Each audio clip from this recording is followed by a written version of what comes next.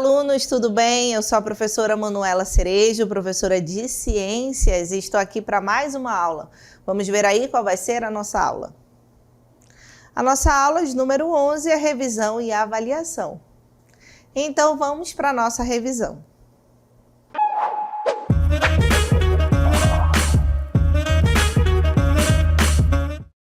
Para dar início à nossa revisão, vamos relembrar aí alguns pontos importantes que foram vistos nas nossas aulas, né? Então, falamos muito sobre a importância e demos as características da Lua.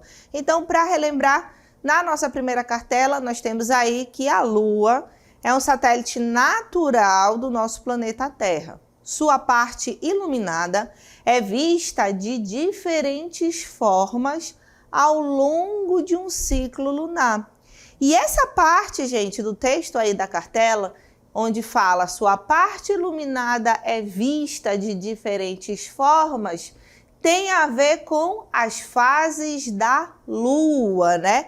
Que a gente pode ver aí na nossa próxima cartela. Em função do ângulo de incidência da luz solar sobre a sua superfície, temos 4 fases distintas. E como é que se chamam essas fases da Lua, né? Nós temos a Lua crescente, ou quarto crescente, a Lua cheia, a Lua minguante ou quarto minguante e a Lua nova. E aí, gente, é importante a gente lembrar que tem a ver também com essas fases da Lua a questão dos movimentos, né? Nós temos aí que a Lua ela realiza 3 movimentos. Nós temos o movimento de rotação, que é o movimento em que ela dá a volta em si mesma, certo? Gira em torno dela mesma. Nós temos o movimento de revolução, que é o movimento que a Lua faz em torno do nosso planeta Terra. E tem o movimento de translação, que é ao redor do Sol, que a Lua faz com a gente, né? Com o planeta Terra, tá? Mas, para as fases da Lua, a gente sempre fala muito que essas fases acontecem por conta desses movimentos da Lua, especialmente o de rotação, que é o que ela gira em torno dela mesma, e o de revolução, que é o que ela faz em torno do Sol, né? Lembrando que nós temos aí um período lunar em que a Lua, que é mais ou menos aí de um mês, em um mês ela vai girar, ela vai fazer essa revolução ao redor do planeta Terra e a gente vai enxergar daqui a parte que é iluminada pelo Sol. A Lua não tem luz própria, sendo assim ela recebe a luz solar também. E a gente vai enxergar aquilo que está sendo iluminado pelo Sol. E aí, durante um mês, nós temos essas visões diferentes da Lua, porque a Lua ela está girando aqui ao nosso redor, né? E são essas visões diferentes que geram aí as fases da Lua, certo? Então, vamos relembrar aí um pouquinho de cada uma delas. Então, nós temos a Lua crescente, certo?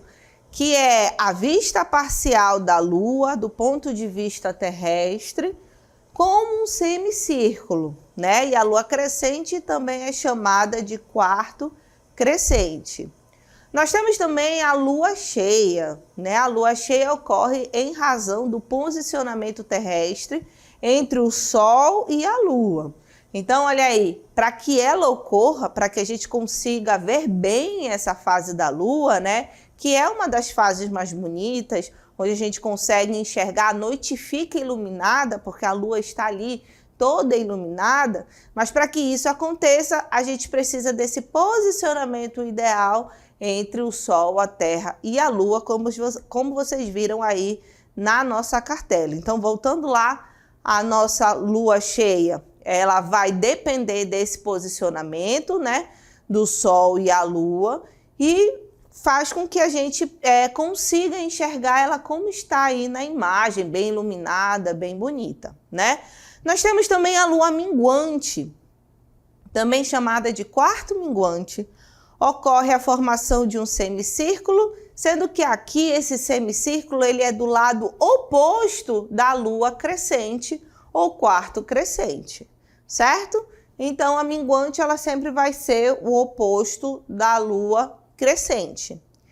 E temos também a lua nova, né? Que a iluminação da lua nova, ela só ocorre do lado oposto, aquele lado em que a gente não vê, e é por isso que a lua ela fica meio apagada, né? Não é possível ver a lua a olho nu. Ela só fica, vocês conseguem perceber que ao redor dela é um pouquinho iluminado, né?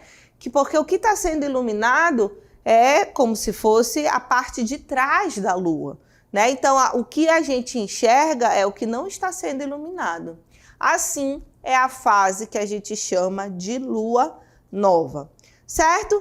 Então, nós falamos aí um pouquinho das fases, né, da lua, e agora nós vamos relembrar o eclipse lunar, né? Então, o eclipse lunar é um fenômeno astronômico que acontece quando a Terra está posicionada entre o Sol e a Lua. Prestem atenção, nós temos a Terra no meio do Sol e da Lua. E com isso tem um bloqueio total ou parcial da luz, né? Essa luz que vai chegar até a superfície lunar. E dessa maneira a gente tem a formação do eclipse, como vocês podem enxergar aí na imagem. É legal ver o eclipse lunar, é legal ter conhecimento sobre ele. Então, às vezes, até no próprio calendário, no nosso calendário anual, ele tem lá as datas que vão ocorrer esses eclipses para que vocês acompanhem. Existe também o eclipse solar, sendo que esse eclipse ele é mais raro, podemos dizer assim, é mais difícil de ver aqui no nosso país, né? Não é tão fácil como o lunar, e ele requer todo um cuidado, uma proteção aos olhos por conta da luz, certo? Então, o eclipse lunar, como é mais fácil, a gente tem mais chances de ver, então vale a pena vocês se programarem aí para acompanhar e entender todo esse funcionamento do eclipse lunar, certo? Então, falamos aí um pouquinho sobre a Lua e agora nós vamos relembrar as zonas climáticas da Terra, né? Então, o que são zonas climáticas da Terra? São áreas do planeta divididas conforme a incidência dos raios solares e a distribuição de calor sobre a superfície terrestre. E aí, o que é importante a gente lembrar? É importante a gente lembrar que o nosso planeta Terra, por conta do seu formato, por conta da posição em que ele se encontra, ele vai receber esses raios solares em suas partes de maneira diferente. E é por conta disso que nós temos a formação das zonas climáticas ou zonas térmicas, certo? E quais são essas zonas? Então, nós temos aí que as zonas climáticas da Terra são a zona intertropical, ela tem esse nome tropical ou intertropical porque ela está localizada entre os trópicos, entre o trópico de Câncer e o trópico de Capricórnio. Nós temos a zona temperada, né? Entre os trópicos e os círculos polares, é a área onde essas zonas temperadas estarão localizadas.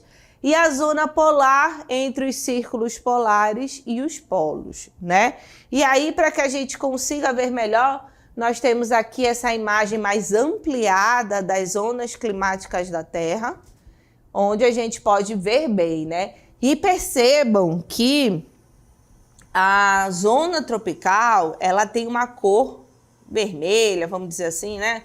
Uma cor mais forte, que é justamente para dizer que é uma área onde a temperatura é maior, certo? Então, a zona tropical, vou colocar a seta no lugar bem certinho mesmo. A zona tropical compreende essa área aqui, que está entre o trópico de Câncer, que é o trópico que fica no hemisfério norte, e o trópico de Capricórnio, que é o trópico que fica no hemisfério sul, certo? vai receber uma maior quantidade de raios solares. Lembrando que aqui, ó, nós temos a linha do Equador. E a linha do Equador, gente, ela é a parte onde esses raios solares chegarão perpendicularmente. O que quer dizer que as áreas que estão próximas à linha do Equador são áreas mais quentes, certo? E olha onde nós estamos aqui, né? Então, nós temos o Brasil sendo cortado aí por essa linha do Equador, né? Região norte. E aí temos também que lembrar que o Brasil tem um aspecto interessante porque ele atinge duas zonas climáticas, né? O Brasil ele está tanto na zona tropical quanto na zona temperada sul, certo? E por conta disso, nós temos aí essa diferença de temperatura nos estados do nosso país, né? Lembrando que o nosso país ele tem uma dimensão continental, ele é muito grande, nós temos vários biomas e nós temos essas temperaturas diferentes. Então, nós temos um norte, calor, úmido, né? Um clima equatorial, e já temos um sul com clima subtropical, né? Já diferente por conta dessa localização e do tamanho do nosso país, né? Então, a zona tropical ou intertropical é a que vai estar entre os trópicos, né? A zona temperada vai estar acima, né? Nós temos aí da zona tropical e também abaixo da zona tropical. Então, a zona temperada norte é que vai estar acima e a zona temperada sul é que vai estar abaixo. E a parte mais fria do planeta são as zonas polares, né? Ou zonas glaciais. Ao norte, nós temos a zona polar ou glacial ártica.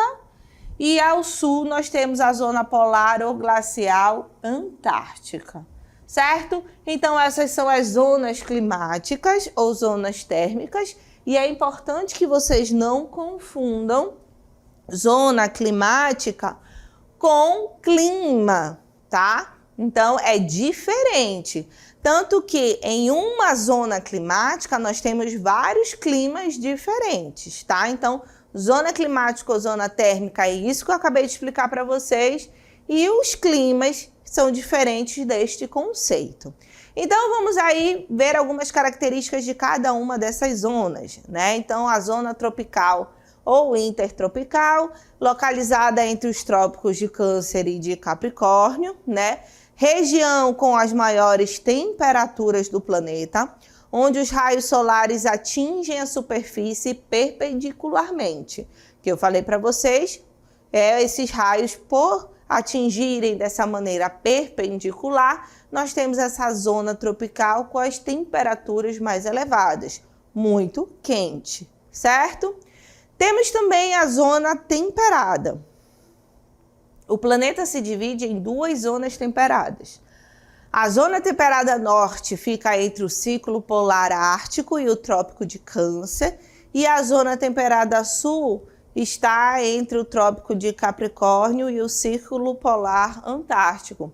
E aqui é importante a gente lembrar que na zona temperada são aqueles lugares que terão ali as 4 estações bem definidas, né? Principalmente naquela zona temperada norte, né? Então, nós temos aquelas estações, o inverno, o outono, a primavera, o verão, bem sentida, né? Por conta dessa localização desses lugares dentro dessa zona temperada.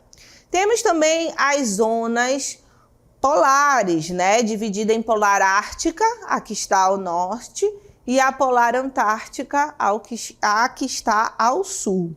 Também chamada de zona glacial. Esses locais, essas zonas, apresentam menores temperaturas e menores incidência de raios solares, certo? E por conta disso, são locais que a gente chama de locais limitantes, né? Limitantes à sobrevivência de qualquer ser vivo. Não é qualquer ser vivo que consegue viver nesses lugares tão frios, né? Eles os seres vivos que são encontrados nas zonas polares são seres vivos adaptados às baixas temperaturas, certo? Muito bem. E o Brasil? E o Brasil em relação a essas zonas climáticas? Como eu falei para vocês, a maior parte do território brasileiro encontra-se na zona tropical, né? Que se localiza entre o Trópico de Câncer e o Trópico de Capricórnio. Por isso que normalmente a gente tem altas temperaturas no nosso país, certo? Uma parte do sul do país está situado na zona temperada sul, que é aquela zona climática que está localizada entre o Trópico de Capricórnio e o Círculo Polar Antártico, certo?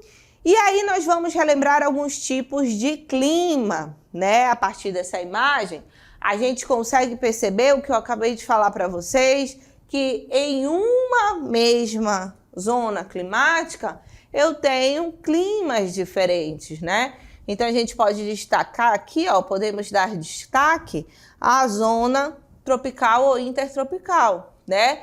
E percebam que cada cor dessa representada aqui no mapa refere-se a um tipo de clima. Então, em uma mesma zona climática, nós temos climas diferentes, né? Então, aí, ó, tem clima temperado, tem clima tropical, tem o clima equatorial, o clima da região amazônica, né? Tem o clima desértico, né? Então, o semiárido são exemplos de climas que estão presentes dentro da zona tropical ou intertropical, né? Aí percebam já que na zona temperada, né? Por exemplo, aqui na zona temperada norte, nós temos um clima temperado que prevalece, né? Nesses locais que estão dentro da zona polar norte, né? Tem também o clima subtropical, que é o que está presente aqui na região sul do nosso país, né? Já são menos climas, menos tipos de climas, como se a gente for comparar, por exemplo, com os climas existentes dentro da zona tropical. E na zona polar, o clima que a gente tem é o clima polar, né? É frio mesmo, baixas temperaturas, e é o clima característico dessas zonas térmicas, certo? Então, podemos aí rever, né, essa questão das zonas climáticas, das zonas térmicas, né? A presença de vários tipos de clima dentro de uma mesma zona climática, né? Foram aí alguns dos assuntos que nós vimos durante as nossas aulas, e agora a gente vai falar um pouquinho sobre o desmatamento, né? E o que é o desmatamento? É o processo de remoção de florestas e outros ecossistemas naturais, muitas vezes impulsionado por atividades humanas. Lembrando que essas palavras, esse termo atividades humanas, ele pode ser substituído por atividades antrópicas, né? O que quer dizer que a ação do homem. Foi o homem quem fez, não foi algo natural, né? Então, hoje a gente sabe que maior parte desses problemas causados aí no ambiente e que a gente sofre consequência hoje, principalmente por conta das mudanças climáticas, maior parte de tudo isso, o grande culpado é o ser humano, né? São as atividades humanas, são as ações do homem ou ações antrópicas que levam aí a essas consequências. Voltando à nossa cartela do desmatamento, é importante relembrar que essa prática tem impactos significativos no meio ambiente, na biodiversidade e no clima local, né? Então, aquilo que é retirado, uma árvore que é retirada de um local, já é algo pesado para aquele ambiente, ou seja, já é algo que vai ser sentido, né, que já vai ter consequência, porque os seres vivos que estavam naquela árvore não estarão mais, né? Então a gente já tem uma perda de biodiversidade aí, certo? A sombra que aquela árvore dava não vai dar mais, né? Aquela sensação de ar fresco que a gente tem quando está perto das árvores. Se eu retirar essas árvores, não vou ter mais, né? Então, é importante a gente parar para pensar nisso, que às vezes, muitas vezes as pessoas não se dão conta da importância que é. E quando a gente fala em desmatamento, a gente não está falando da retirada de uma árvore, de 5 árvores ou de 10 árvores. Normalmente a gente está falando da retirada de uma grande quantidade de área verde, certo? E eu sempre falo para os meus alunos que uma maneira que eles utilizam, uma unidade de medida, vamos dizer assim, que é fácil para os nossos alunos entenderem, é comparar essa área retirada com o tamanho de um estádio de futebol. Então, às vezes, acontece um desmatamento que equivale a 10 estádios de futebol. Então, aí a gente consegue ter uma noção que é uma grande área que foi desmatada, certo? E quais são as causas do desmatamento? Então, nós temos aí a agricultura e a pecuária, as principais causas, né? Lembrando que a agricultura e a pecuária, para que ocorra essa criação dessas áreas, né, para plantio ou para pasto, é feito um desmatamento e posteriormente, normalmente, é feita uma queimada, né? Então, são duas grandes atividades prejudiciais ao meio ambiente, né? Temos também a expansão urbana, que é o crescimento das cidades, isso causa também bastante desmatamento, exploração madeireira, principalmente das madeiras que são daquelas espécies de árvore que tem a sua madeira muito comercializada, né? Infraestrutura também é uma atividade que causa desmatamento. E a mineração. A mineração é uma atividade que causa desmatamento e prejuízo para o meio ambiente de várias formas, até poluição de rios, né? E lagos podem estar relacionados aí com essa atividade. E os impactos do desmatamento na Amazônia? Nós temos aí a perda da biodiversidade, que, como eu falei para vocês, pode ser um dos maiores impactos, visto que a nossa biodiversidade é a maior do planeta, e se a gente perder isso, a gente pode perder coisas que a gente nem chegou a conhecer, certo? Então, é algo muito precioso, muito valioso, que se perde com o desmatamento. Mudanças climáticas também são impactos do desmatamento na Amazônia, impactos sociais e também o ciclo hidrológico, porque pode estar aí relacionado com a formação das chuvas, principalmente, certo? Falamos do desmatamento, mas tem também, gente, as queimadas, né? Que são os eventos em que o fogo é intencionalmente iniciado em áreas específicas, seja para fins agrícolas, gestão de terra ou outros propósitos, né? E aí temos imagens fortes de municípios do estado do Amazonas com queimadas de grande proporção, né? E quais são as consequências destas queimadas para o bioma amazônico? Então, nós temos aí erosão e empobrecimento do solo, é uma consequência muito grave das queimadas, né? E a gente pode ver pelas imagens também. Eliminação da biodiversidade local, não só da fauna, né, dos animais, mas também da flora, micro-organismos, fungos que podem ser importantes, diminuição da circulação do volume das águas superficiais, né? Então, isso daqui também vai estar relacionado com o ciclo hidrológico, né? Aqui nessa imagem a gente consegue enxergar bem isso, né? Alteração das condições de temperatura e umidade também são consequências das queimadas. Emissão de gases poluentes na atmosfera, contribuindo para o aquecimento global e efeito estufa, né? Então, são aí importantes consequências da queimada, essa formação de fumaça, né, que causa danos à saúde, como aumento de doenças respiratórias, né, vem sendo muito sentido isso daí pela população nos últimos anos.